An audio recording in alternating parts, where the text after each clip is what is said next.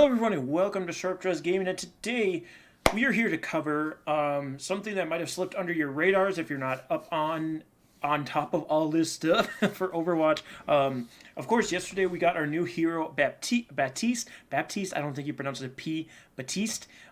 He's a new support hero, and he is on the PTR currently. If you haven't tried him out, go do so, see how you feel about him. Otherwise, he'll be on the live servers a couple weeks, I assume. But with that being said, we're not here to talk about him today. We already did a video on him. We're talking about all of the other changes, all the other heroes in the game. It's actually kind of crazy out here. So, you can see on the screen here, I have the PTR notes from the Blizzard forums. I'm going to link them in the description below if you want to go check them out for yourselves. But we've got a long-ass list here, and we have both current ones and upcoming ones have been revealed. So, we're going to look at those as well. But for those of you who've been looking to get rid of goats, I don't think these will absolutely get rid of goats all the way. I think it will help, and I'll comment on those once we get to them. But starting off, actually right away, we got more armor stuff, because obviously armor's the biggest deal about goats. There's so much of that armor. This one I don't think hurts Brig as much as the other ones did. I think Brig's getting to a point where if you do anything else, she's useless. And I don't want that. That's my baby girl. But anyway, armor. We have beam type damage is now reduced by 20% when hitting armor. Now, this sounds like a buff to armor, which technically, yes, it is. But it's more of a nerf to Zaria, which, as we've been seeing Overwatch League going on, we've been seeing Zarya is the biggest component to goats. So they're actually starting to look at the other heroes outside of Brigitte, because yes, Brigitte enabled that goats comp, but all of the other heroes in that comp are so strong as well that you kind of have to start tweaking them to make it so that they're not unviable when they're in 2-2-2, but that they are not as strong together in goats. That's kind of how I look at it, at least. So beam type damage, so that's Zaria and that's Symetra. Both of them are reduced by 20%. We'll talk about Sim a little bit more. Some of you may be like, no, don't nerf Sim, because she's not really great at this point, but we'll talk about her a little bit more in a second. Well, not a second, in the upcoming stuff. But anyway, damage also damage over time effects are no longer mitigated by armor. So the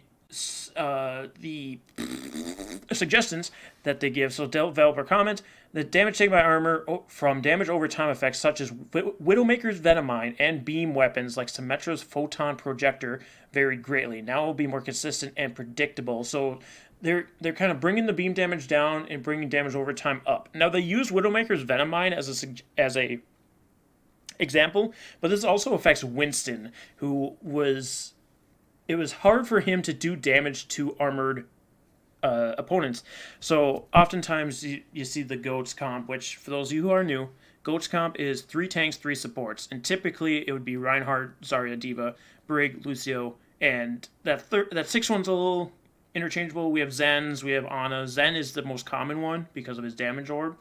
But like I said, Zarya's getting nerfed, but there would also be a variant where Winston would take the place of Reinhardt. But the Winston comp couldn't really go against the Reinhardt comp because the Winston didn't do enough damage to the armor. Now he's doing more damage. So this might help that one, which is kind of a give or take because you're getting one goats for another.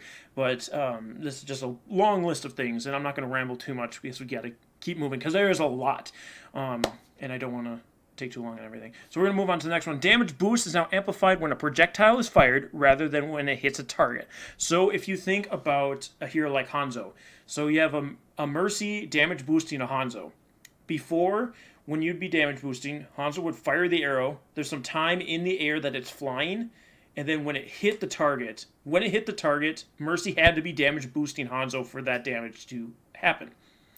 Now how it is as soon as Hanzo fires the arrow, that arrow's got all the damage it's going to be doing with it. So that Mercy can move away. There's obviously not a lot of time that the arrow was in the air. So for like the people who aren't as skill-based with their Mercy play, that kind of just sit there and twiddle their staff, it's not going to matter. But for the ones who are moving a lot, that will help because as soon as Hanzo fires the arrow, get out of there. Hanzo might be a weird example for that because you would think like Dragon Strike, but that's not boosted by Mercy damage, but I'm not getting into that right now. That's the long short of it. Down to knockback. This one's actually kind of crazy. So knockback distance is now more consistent. Heroes that are flying can now be knocked back and slowed. So the developer comments on this are going to be that knockbacks are now less affected by how the enemy was moving when they were hit. Instead of having a small or large knockbacks that depend on chance, knockbacks will feel similar regardless of the enemy's movement leading up to the knockback, allowing flying heroes like Mercy, when she's using her Valkyrie ability, or Diva using her booster ability to be properly knocked back, makes for more fluid, realistic gameplay. So this is just taking more of the RNG out of the game.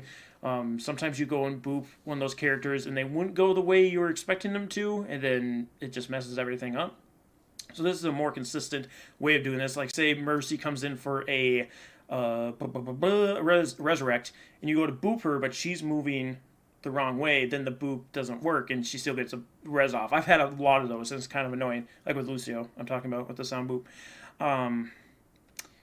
But yeah, I'll try and remember to put the footage of this in. But the speed boosting to things flying is crazy now. So Diva Bomb, when Diva was flying before, she wouldn't get the boost from Lucio on the ground. But now she does. And you can throw bombs so far. There's, I gotta remember, I think it was Blase was doing it. It'll be on the screen if I'm wrong. Blase, one of the pro heroes, was testing it. And he was just throwing Diva Bombs across the map. And it's kind of crazy. So we'll see how much this affects, but again, there's going to be more stuff with Lucio later too, so we'll see how those play with each other. Sound, this one's not too crazy, just sound changes. New sound plays when you land a hit while damage boosted. New sound plays when you land a hit but doesn't do any damage. And that's going to come into effect with Batiste, where he has the invulnerability shield, or the, what's it called? Immortality shield, where you can't kill him, so it doesn't sound like the normal hits. So you just kind of have a difference. Hero updates. So this is where we're getting to specific heroes, and this is where we're going to get into some crazy stuff. So Ana, her nano boost is now reduced from 300 to 250. So this isn't going to affect things like Genji, who's only 200 health, all those lower health heroes. This is the one that affects the tanks, and Ana was one of those supports that would go into goats, so this could help with that. It's 50 less than what they were getting, so we'll see how much that... I guess it could, like... You'd have Winston's and Reinhardt's getting real low, and then all of a sudden they have 300 health. Now they're only getting 250, so that might be worth it. But we're kind of seeing Ana's go away from Goat's comp right now because Zen's taking her place, so I don't know. I think that's a little too late, but we'll see. Doomfist is getting a cooldown reduction on his Rising Uppercut and Seismic Slam. Before, they were 7 seconds. Now they'll be 6. So Doomfist just got a rally of nerfs coming in on him, making him less effective. If you're still really good at Doomfist, you can pull it off. But this is going to help a lot, and he can just go slamming into the middle of compositions, breaking them apart.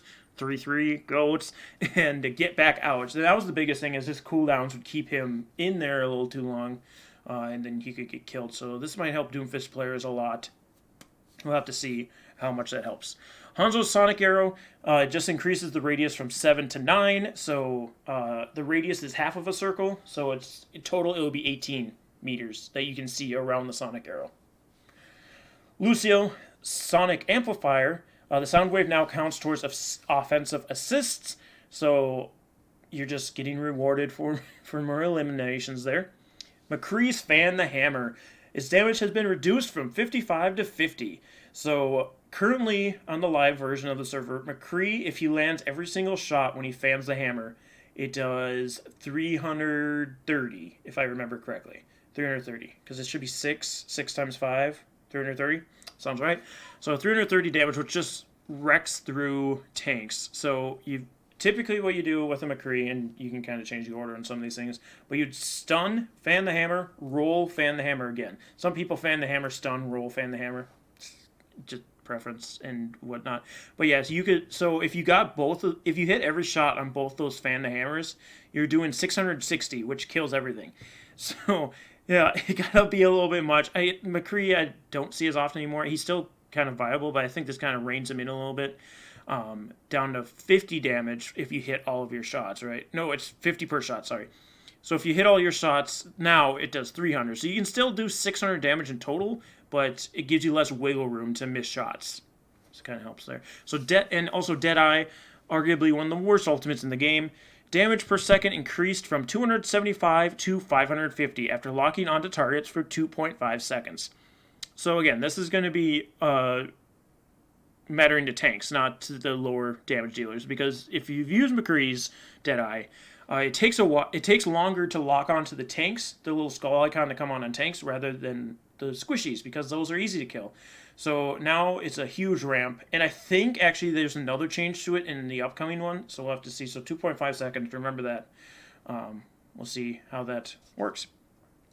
Mei, her endothermic blaster, which is her freeze ray, is increased from 2.25 to 2.75, so 45 to 55 damage per second. So she's doing 55 damage per second when she's freezing, which will help her secure kills. Unlike Brig, that was Mei couldn't kill Brig if she was freezing her and then headshot her. She would still live, and I would always rely on that when I was playing Brig. I'm like, I'm gonna live this, so it's fine. But now I'm pretty sure she'll kill Brig when she does this. So it's kind of enough to break. Oopsie.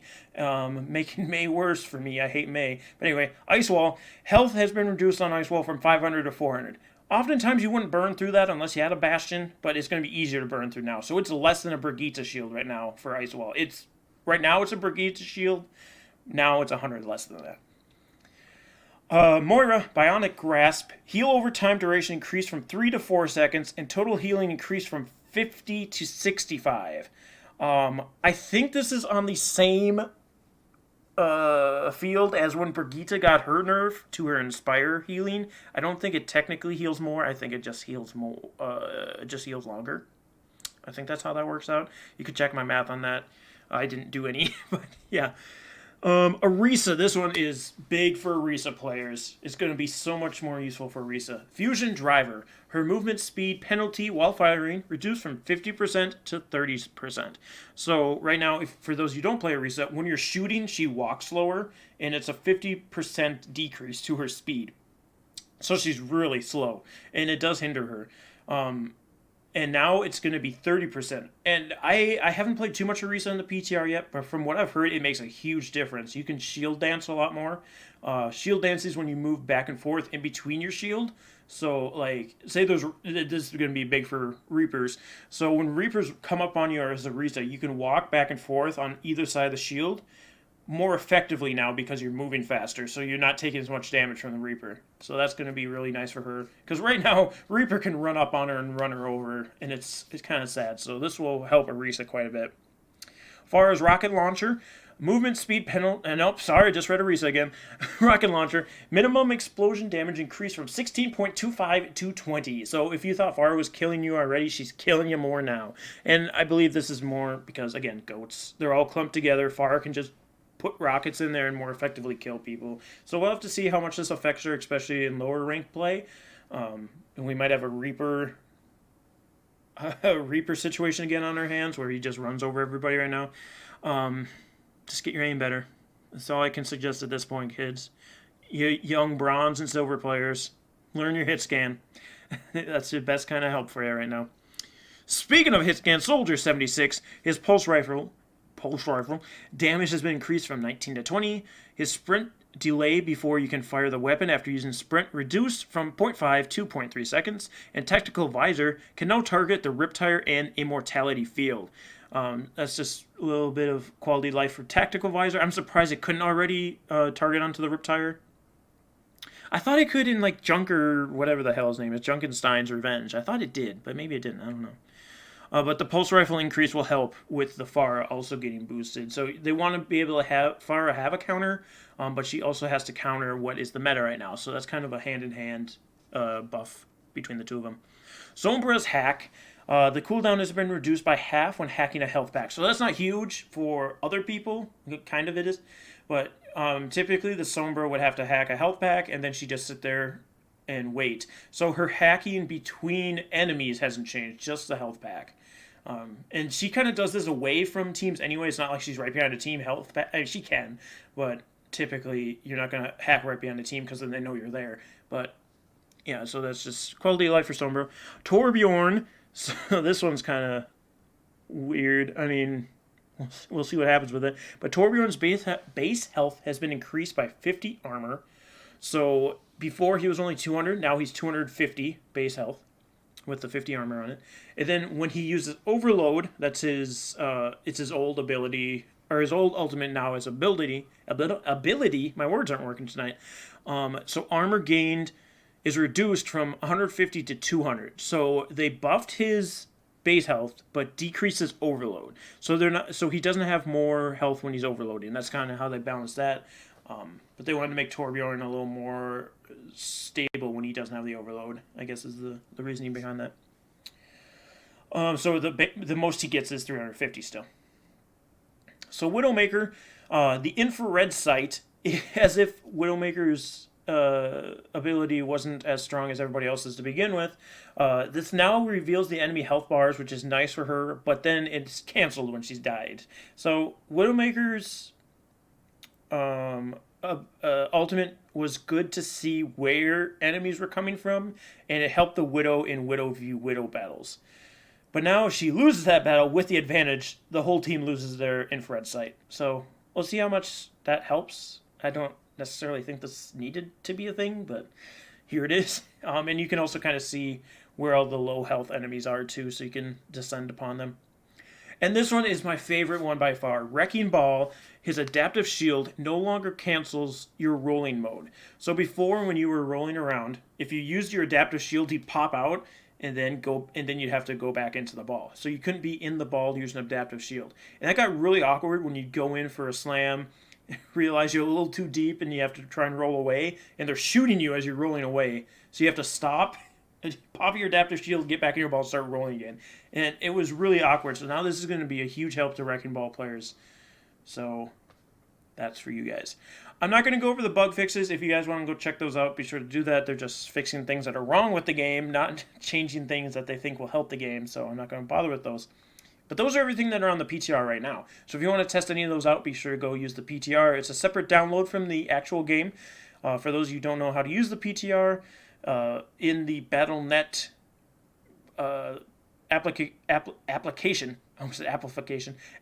right above the play button where it says America or Europe or whatever your thing is, you just drop that down, PTR, and then get it downloaded. You can go try it out. But this has been, this is another one on the forums. I have it on my Twitter for some reason. By the way, look at those Brigitte emotes. They are now live on my Twitch channel, twitch.tv/SharpDressGaming. Got to promote that. Links in the description if you want that Brigitte emote. But anyway, Jeff Goodman put this out on the forums as well. These we're looking at updating the PTR soon with the following additional heroes. We've got Junkrat. His frag launcher, the impact damage is increased from 40 to 60, so we're buffing Junkrat's damage. Again, Junkrat's a good hero for those clumped up enemies. Lucio, he's getting a lot changed to him. So Speed Song, the effect is lowered from 30% to 20%. So speed doesn't move you as fast anymore. Amp It Up, the Speed Song amped effect is reduced from 70 to 50. So this is only affecting his Speed Song, not the healing. So his healing is the same. Speed is not.